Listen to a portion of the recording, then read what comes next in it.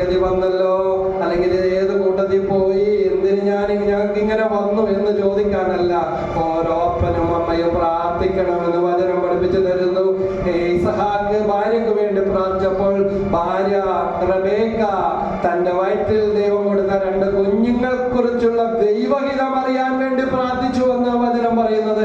മക്കളെ കുറിച്ചുള്ള ദൈവത്തിന്റെ മനസ്സ് ദൈവം അവൾക്ക് വെളിപ്പെടുത്തി കൊടുത്തു. 2 കരങ്ങളും മുഖത്തേക്ക് ചേർത്തമർത്തിക്കൊണ്ട് നമ്മുടെ മക്കളുടെ മുഖം നമുക്ക് കാണാം, നമ്മുടെ മാതാപിതാക്കളുടെ മുഖം നമുക്ക് മനസ്സിൽ കാണാം, യേശുവിന്റെ മുറിവേറ്റ മുഖം നമുക്ക് മനസ്സിൽ കാണാം.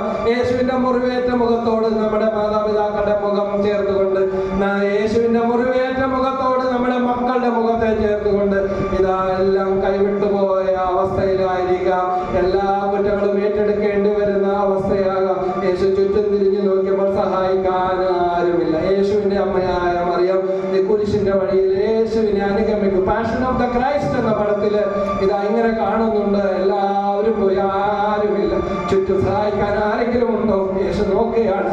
എന്നാൽ ആൾക്കൂട്ടത്തിനിടയിൽ നിന്ന് ഇതാ യേശുവിന്റെ അമ്മ, അന്ന് യഹൂദന്മാരുടെ ഇടയിൽ സ്ത്രീകൾക്ക് വലിയ സ്ഥാനമൊന്നുമില്ല, ഇങ്ങനെയൊന്നും വരാനോ പിടിക്കാനോ ഒന്നും.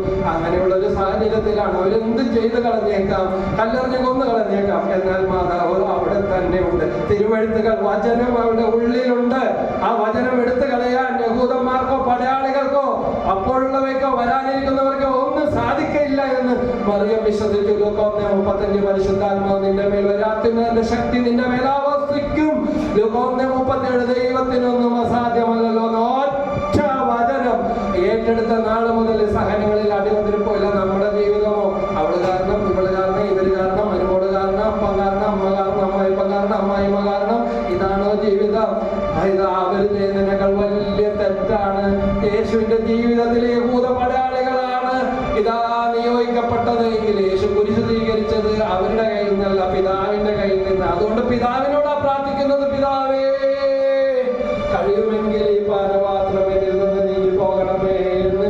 ഇവരെ നശിപ്പിച്ച് കളയണമേ, ഇവരെ ഉപദ്രവിക്കണമേ, കൊല്ലണമേ, ഇവര് നശിച്ച് കാണണമേ എന്നല്ല പ്രാർത്ഥിച്ചത്. നമ്മുടെ പ്രാർത്ഥനയോ ഇതാ അവരുടെ നാശം കണ്ടിട്ട് പോലും അവസാനിക്കാത്ത പ്രാർത്ഥന. ഇതാണോ ദൈവഗീതം? യേശുവിന്റെ തിരുമുറവോട് ചേർത്ത് പരിശുദ്ധാത്മാവ് പ്രവർത്തിക്കണമെങ്കിൽ ഇന്ന് ഇവിടെ ഈ ശുശ്രൂഷയുടെ കെട്ടുകൾ അഴിയുക. യോഹന്നാൻ 11:44 അവന്റെ കെട്ടുകൾ അഴിക്കുക. മരിച്ച ലാസറിനെ ഉയർപ്പിക്കാൻ യേശു വന്നപ്പോൾ പറഞ്ഞ അവന്റെ കെട്ടുകൾ അഴിക്കുക. നിന്റെ വെറുപ്പിന്റെ കെട്ടഴിച്ചാൽ ദൈവത്തിന് പ്രവർത്തിക്കാനുള്ളത് ദൈവം പ്രവർത്തിക്കാൻ പോകുന്നു.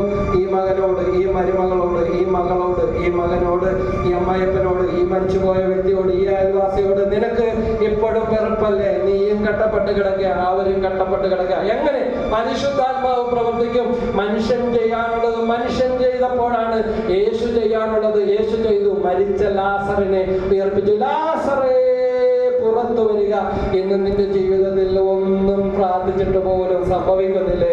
പ്രാർത്ഥനയ്ക്ക് കിടക്കപ്പുറത്ത് കേട്, ദൈവത്തിന് കുറ്റം, സഭക്ക് കുറ്റം, ശുശ്രൂഷക്ക് കുറ്റം, ഗ്രൂപ്പിന് കുറ്റം.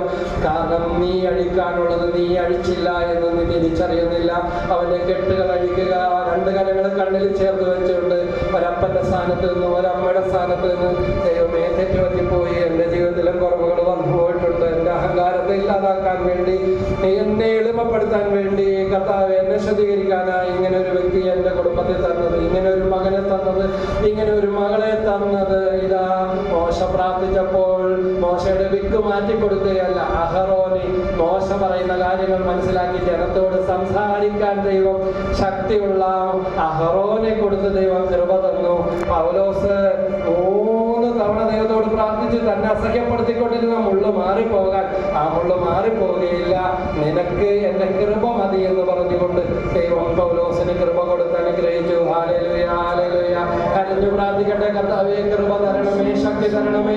എന്റെ മുറിവുകളിലേക്ക്, എന്റെ സങ്കടങ്ങളിലേക്ക്, എന്റെ തിരുമുറിവുകളിലേക്ക്